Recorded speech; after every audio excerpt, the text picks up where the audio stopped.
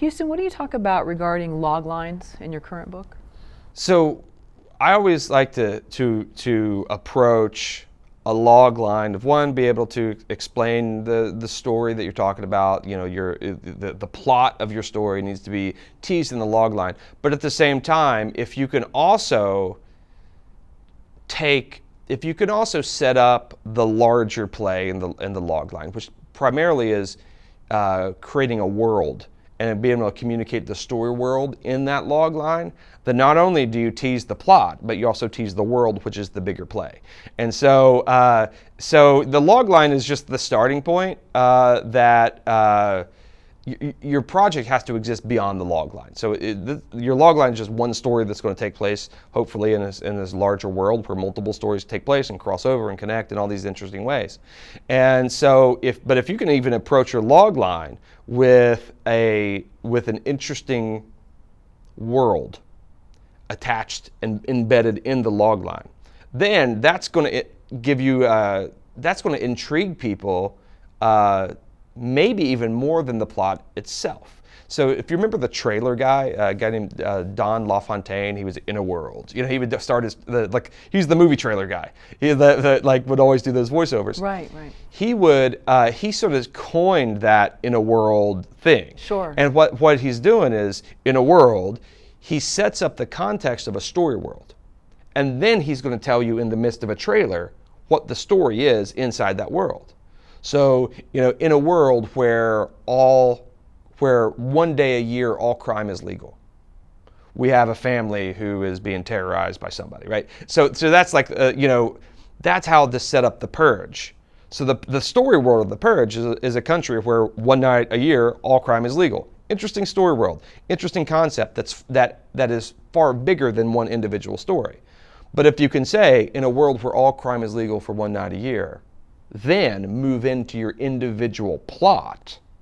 Now you've intrigued me based on the plot, but you've also intrigued me because there's a cool world. So it's like an establishing shot in a movie.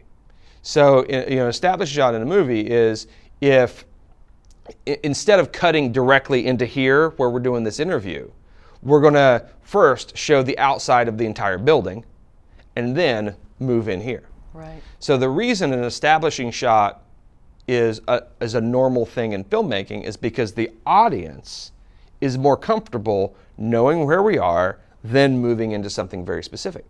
And this is just the way we like, the humans and audience, this is the way we think. And this is what we're comfortable with. Because if you just jump directly into a scene, it can be disorienting. This is why you need an establishing shot.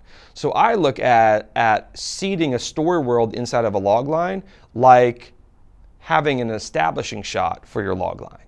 So in a world where all crime is legal for one day out of a year, that's the establishing shot.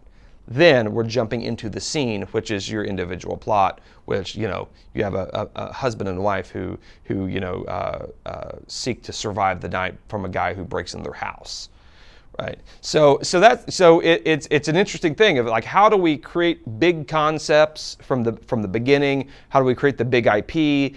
But then ultimately we get down to a point where we need to be able to execute and communicate it on a very small level. So how do we create Star Wars? How do we create something massive? How do we create something that can sustain for 20, 30, 40 years?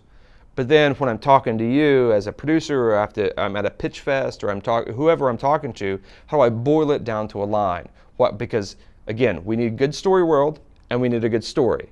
How do I do both in a log line? Typically, a log line focuses on the story, but at the same time, I need the cool story world. But I don't want to just pitch the story world without the story, because then my product's not going to work.